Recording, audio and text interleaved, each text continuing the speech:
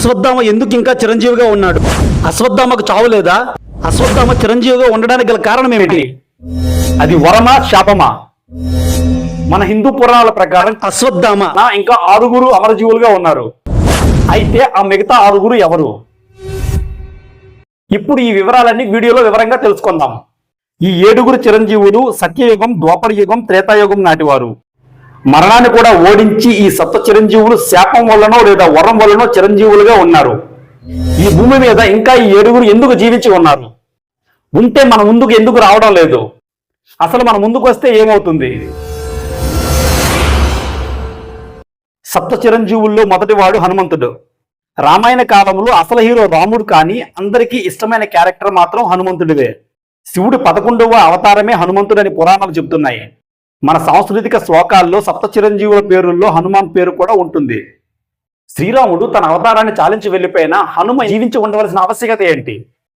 అసలు హనుమ చిరంజీవి ఎందుకయ్యాడో చూద్దాం. రామాయణంలో ఈ ప్రశ్నకు సమాధానాలు ఉన్నాయి.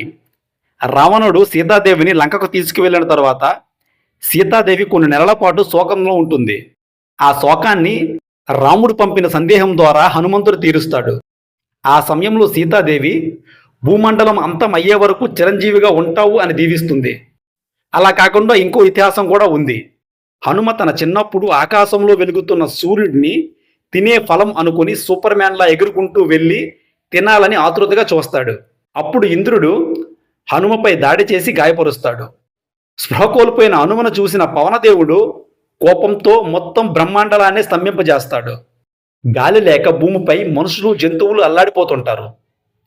అప్పుడు బ్రహ్మ మరియు దేవతలు ప్రత్యక్షమయ్యి హనుమకు చిరంజీవితత్వాన్ని ప్రసాదిస్తారు. బ్రహ్మాండలం అంతం వరకు చిరంజీవిగా ఉంటాడు అని దీవించి వెళ్తారు. రామాయణంలోనే కాకుండా మహాభారతంలో కూడా హనుమ పాత్ర ఉంది.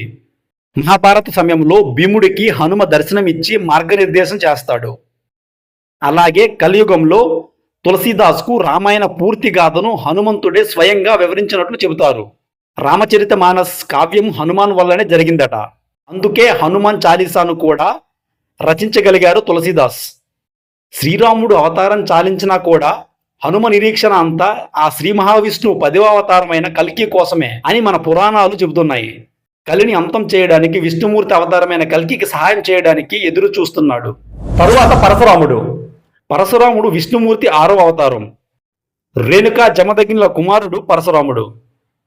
పరశురాముడు మహాశివభక్తుడు. పరశురాముడి తండ్రిని పార్థ వీర్యార్జునుడు అనే క్షత్రియుడు తలారికి చంపేస్తాడు. దాంతో పరశురాముడు ఆగ్రహంతో ఎంతో మంది క్షత్రియులను వధిస్తాడు. భీష్ముడు, ద్రోణాచార్యుడు, కర్ణుడికి పరశురాముడే గురువు. కల్కి పురాణంలో ఈ విధంగా ఉంది. విష్ణుమూర్తి ఆఖరి అవతారమైన కల్కికి కూడా పరశురాముడే గురువుగా ఉండి అన్ని విద్యలు నేర్పిస్తాడని ఉంది. పరశురాముడు కూడా కల్కి రాక కోసం ఎదురు చూస్తూ మహేంద్ర పర్వతంపై తపస్సు చేస్తూ ఉన్నాడని మన గ్రంథాలు చెబుతున్నాయి. తరువాత అశ్వత్థామది మహాభారతంలో ఒక ముఖ్యమైన పాత్ర. కౌరవులు, పాండవులకు గురువైన ద్రోణాచార్యుడు కొడుకు అశ్వత్థామ. ఇతడు గొప్ప బలశాలి, గొప్ప యుద్ధవీరుడు. కౌరవ పాండవ యుద్ధంలో కౌరవుల వైపు ఉండి యుద్ధం చేశాడు. అశ్వత్థామ చిరంజీవిగా ఉండడం అనేది వరం కాదు, అది శ్రీకృష్ణ పరమాత్ముని శాపం. ఈ భూమండలం అంతం అయ్యేంత వరకు చీము నెత్తురు కారుతూ అడవుల్లో తిరుగుతూ చావు లేకుండా ఉంటావు అని శపిస్తాడు. అందువలనే సప్త చిరంజీవుల్లో ఒకరిగా ఉన్నాడు. దీనికి ఆధారం కూడా ఉంది. పృథ్వీరాజ్ రాసోలో రాసినట్లుగా 1192లో పృథ్వీరాజ్ చౌహాన్, మహమ్మద్ ఘోరీల మధ్య యుద్ధం జరుగుతుంది. ఆ సమయంలో పృథ్వీరాజ్ అడవిలో గాయాలతో ఉన్న ఒక వృద్ధుడిని కలిశారు. ఆయుర్వేద వైద్యం తెలిసిన పృథ్వీరాజ్ ఆ వృద్ధుడికి 10 రోజులు వైద్యం చేయగా ఆ గాయాలు మానకపోయేసరికి నువ్వు అశ్వత్థామవా అని అడుగుతారు. అప్పుడు ఆ వృద్ధుడు అవును అని చెప్పి అక్కడి నుంచి వెళ్ళిపోతాడు. తరువాత విభీషణుడు. లంకాధిపతి రావణాసురుడి తమ్ముడు విభీషణుడు. రావణుడు సీతను అపహరించి లంకలో ఉంచుతాడు. పరస్త్రీ అపహరణ అధర్మమని విభీషణుడు అన్నతో చెప్పగా ఎదురు చెప్పాడు అని ఆగ్రహించి తన తమ్ముడైన విభీషణుడిని ఆహ్వానిస్తాడు.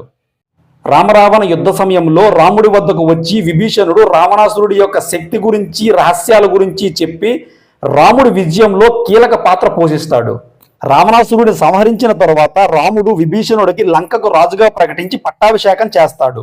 కొన్ని సంవత్సరాల తర్వాత రాముడు తన అవతారాన్ని చాలించబోయే ముందు విభీషణుడు నేను కూడా నా శరీరాన్ని వదిలేస్తాను అంటాడు. అప్పుడు రాముడు, నేను మళ్ళీ కలియుగంలో కల్కిగా అవతారం ఎత్తుతానని, అప్పుడు కూడా అధర్మంపై ధర్మం చేసే యుద్ధంలో నా వెంట ఉండాలని, అప్పటి వరకు రాజ్యాన్ని ధర్మ మార్గంలో పాలించమని, చిరంజీవిగా ఉండమని ఆశీర్వదిస్తాడు. తరువాత వ్యాధవ్యాసుడు. ఈ పేరు భారత సాహిత్యంలో చాలా ప్రసిద్ధి చెందింది. పరాశర సత్యవతుల పుత్రుడు వ్యాధవ్యాసుడు. వేదాలను వివరించాడు కాబట్టి వ్యాధవ్యాసుడు అని పేరు వచ్చింది. వ్యాసుడు మహాభారతాన్ని కళ్ళకు కట్టినట్టుగా వివరించారు. అలాగే మహాభారతంలో వ్యాసుడి పాత్ర కూడా ఉంది. అంబికకు ధృతరాష్ట్రుడను, అంబాలికకు పాండురాజును కుమారులుగా ప్రసాదించాడు. గాంధారికి గర్భస్రావం కాకుండా చికిత్స కూడా చేశాడు. విష్ణు అంశంలో పుట్టిన వ్యాసుడు సప్త చిరంజీవుల్లో ఒకటిగా ఉన్నాడు. కలియుగంలో జన్మించిన కల్కికి వేదాలను వాటి సారాన్ని వివరించడానికి వ్యాధవ్యాసుడు ఎదురు చూస్తున్నాడని పురాణ గ్రంథాలు చెబుతున్నాయి. తరువాతి చిరంజీవి బలిచక్రవర్తి. బలిచక్రవర్తి అసురులకు రాజు, అయినా అతడు చాలా మంచివాడు. దయా దాన గుణాలతో ఎలాంటి భేదం లేకుండా పాలించేవాడు. చాలా యుద్ధాలు చేసి స్వర్గలోకం భూలోకంను కూడా జయించి దేవతలకు మానవులకు కూడా రాజుగా ఉన్నాడు. అప్పుడు దేవతలు విష్ణుమూర్తి దగ్గరకు వెళ్ళి, రాక్షసుడి నుండి మమ్మల్ని కాపాడండి అని మొరపెట్టుకుంటారు. కానీ విష్ణుమూర్తికి బలిచక్రవర్తిని చంపడం ఇష్టం ఉండదు. విష్ణుమూర్తి వామన అనే ఒక బ్రాహ్మణ అవతారం దాలుస్తాడు. అశ్వమేధ యాగం చేసిన బలిచక్రవర్తి అందరికీ బహుమతులు ఇస్తుంటాడు.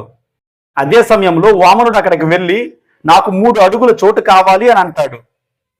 అప్పుడు విష్ణుమూర్తి ఒక పాదం ఆకాశంపై, ఒక పాదం భూమిపై, 3వ పాదం తన తలపై వేసి బలిచక్రవర్తిని పాతాళంలోకి పంపిస్తాడు. కానీ బలిచక్రవర్తి దానగుణానికి మెచ్చిన విష్ణుమూర్తి ఈ బ్రహ్మాండం అంతరించే వరకు చిరంజీవిగా ఉండమని వరమిస్తాడు. అలా బలిచక్రవర్తి సప్త చిరంజీవుల్లో ఒకటిగా ఉంటాడు. చివరిగా కృపాచార్యులు. గురు కృపాచార్యులు కౌరవులకు పాండవులకు ఆది గురువు అని తెలుసు. కానీ ఇతడు చిరంజీవిగా ఎందుకున్నాడు, ఎలా ఉన్నాడు అనే దాని మీద కొన్ని సందేహాలు ఉన్నాయి. మీకు కనుక తెలిసినట్లయితే కామెంట్ బాక్స్లో మీ అభిప్రాయాన్ని తెలియజేయండి. అలాగే వీడియో నచ్చినట్లయితే ఒక లైక్ చేయండి, మీ ఫ్రెండ్స్ అండ్ ఫ్యామిలీకి షేర్ చేయండి.